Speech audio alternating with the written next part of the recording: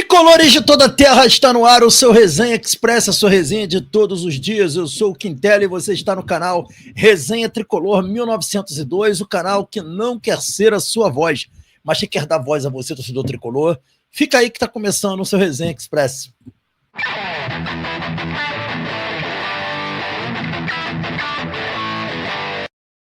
Resenha Express voltando em definitivo. Eu peço aos amigos e às amigas para se inscreverem no canal, ativar o sininho das notificações, deixar o like. Fazendo isso, você fala para o YouTube que esse conteúdo é legal, nos ajuda muito a distribuir cada vez mais o conteúdo e engajar, que é muito importante. Mas mais importante ainda é você deixar o hype nesse vídeo. Puxando o comentário para o lado, você tem a opção de hypar o vídeo, você clica em hypar, é gratuito. E aí o conteúdo vai sendo distribuído para muito mais pessoas. Então é muito importante o hype de vocês. Fica aqui esse pedido encarecidamente, essa moral para o Resenha, tá bom, galera? A gente vai começar aqui falando de Fluminense, né? E a gente tem de cara aí uma pergunta para fazer para vocês que estão em casa, né? Ganso e Nonato podem estar à disposição do Fluminense para a partida contra o Ceará. Já poderão estar disponíveis para a partida contra o Ceará. E aí a gente pergunta, basicamente para você que está aí, é o seguinte: isso é um problema ou isso é uma solução? Porque eles estando à disposição, ok, você vai ter que relacionar os dois. Mas relacionando os dois, você vai ter que optar por saídas no time, para outros que estão sendo relacionados não serem relacionados. E seguindo a conduta que o técnico atual do Fluminense vem seguindo, vai sobrar para os garotos. Então, por exemplo, se a gente já não tem quase garotos relacionados, mas a gente tem hoje a possibilidade do Riquelme, que vem sendo relacionado, por exemplo, né? Provavelmente o Riquelme pode perder uma vaga para esses dois jogadores que estão aí entrarem ou, né, e ter uma oportunidade no time. Já pensaram nisso? Então, hoje o Nonato e o Ganso são jogadores que não acrescentam tanto. Ou vocês acham que não? Vocês discordam de mim? Fique à vontade para opinar, mas eu resolvi levantar, tipo como se fosse até mesmo uma enquete aqui. Óbvio que não é uma enquete, né? Porque eu não estou levantando enquete, mas como se fosse quase uma enquete, porque é um questionamento válido, né? Ganso e Nonato livres aí, quem vai sair do time, na opinião de vocês? A gente só está vendo, por enquanto, no último jogo, o Riquelme relacionado, mas nenhum jogador da base relacionado. Né? Agora, com a volta do Ganso e do Nonato, Riquelme vai rodar com certeza, porque é mais fácil botar o Riquelme para rodar. E aí, galera, opinião de vocês e essa informação da volta dos dois já para o jogo contra o Ceará. Provavelmente estarão voltando, fica aí, eu quero saber a opinião de vocês também. Dando sequência aqui, galera, eu queria trazer para vocês aqui números do Facundo Bernal. O Facundo Bernal, a gente vem falando, né, que ele não vinha tão bem assim, né, vinha fazendo partidas ruins, bem ruins, na verdade, né, sendo, vamos dizer assim, bem justo, né? As atuações do Bernal não vinham sendo atuações convincentes, atuações boas. O Facundo Bernal não estava fazendo boas atuações. Entretanto, no último jogo, ele foi muito bem, jogou muita bola, né? Tanto é que o técnico o chamou de bárbaro, falou que a atuação dele foi uma atuação bárbara.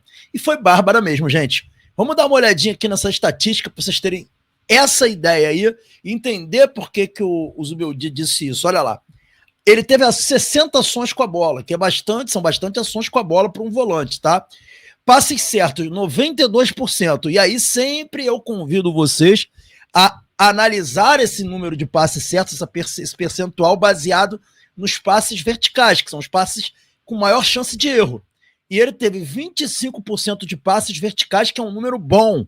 É um número bom para um jogador de meio de campo. Ou seja, ele não se omitiu.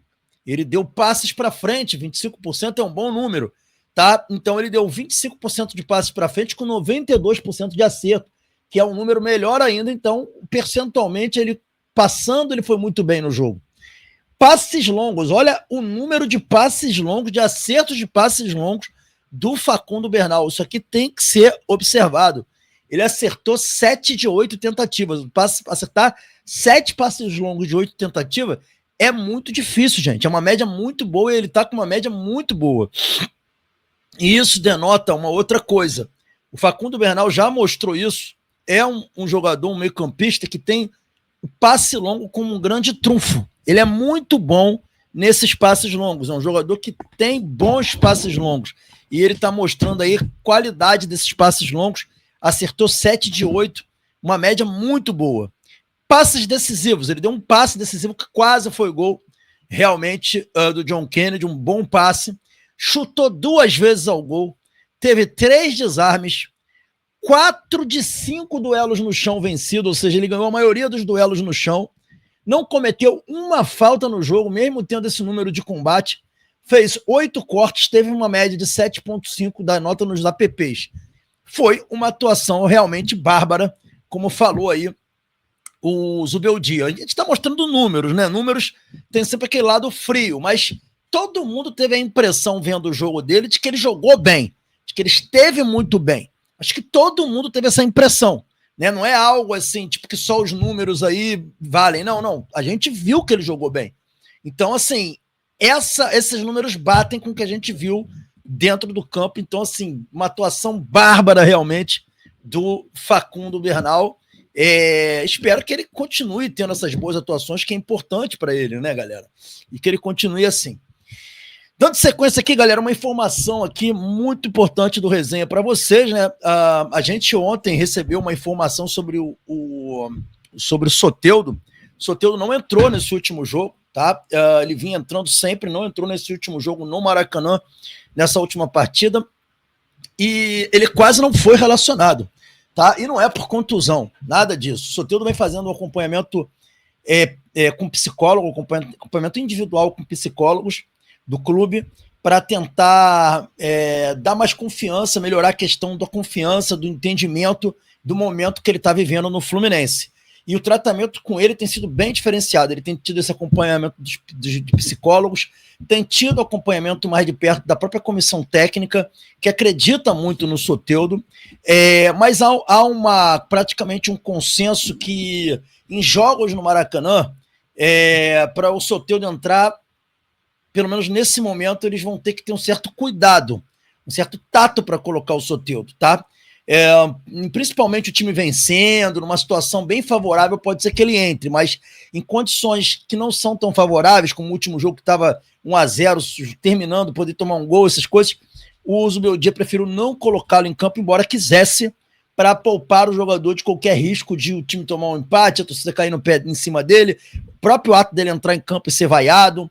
Enfim, está sendo feito todo um preparo pessoal para o Soteldo. O Zubeldia acredita muito no potencial do Soteldo, é um jogador que ele gosta muito e que ele pensa nele para a próxima temporada, né? Então, assim, ele está tendo, vamos dizer assim, um cuidado com o Soteldo na intenção de não queimar o jogador com a torcida. Então, por isso que nesse último jogo ele não colocou, já deixou ele ali no banco, mas vivendo aquele ambiente do jogo, mas tendo esse cuidado para o jogador não se queimar. Então, a situação do Soteldo é essa, e o Zubeldia vem tendo esse cuidado com o jogador, por isso um tratamento diferenciado tem sido feito pela comissão técnica, os psicólogos e todo mundo dentro do clube. Beleza, galera? Então, essa informação eu queria trazer para vocês. E por último, aí é uma opinião minha, e eu queria muito saber também a opinião de vocês, que é o modus operandi que todo mundo vem falando, né? Eu tenho visto muitos comentários, até de colegas, influenciadores, jornalistas, né? Acerca do trabalho do Zubeldia, que tem sido um trabalho praticamente mais do mesmo, né? O Zubeldia não tem feito nada diferente. Eu pontuaria que a única coisa diferente até agora no trabalho do Zubeldia para o Renato é que o Zubeldia, na parte tática, eu confesso que não vejo grandes mudanças, embora eu ache o Fluminense um time um pouco mais compactado e com uma recomposição um pouco mais rápida. Tirando isso, no que se refere à visão global, talvez a única mudança tenha sido o John Kennedy, que hoje cumpre o papel que o Everaldo cumpria. Antes, a disputa era sempre assim, um jogo o Everaldo jogava, no outro Cano entrava, no jogo, lá ele, mas o Cano tinha mais possibilidade do que o Everaldo, com o Renato ficava muito nisso. Com o Zubeldia é o contrário. O John Kennedy tem herdado essa função que o Everaldo não tem mais.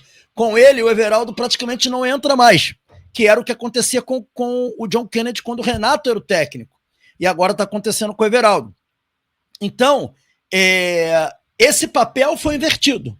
Tirando isso, não tem nada no trabalho do Zubeldia de inovador, né? E ele está optando realmente pelo padrão, que é manter o trabalho anterior. Parece até o trabalho dele parece muito com o trabalho do Marcão.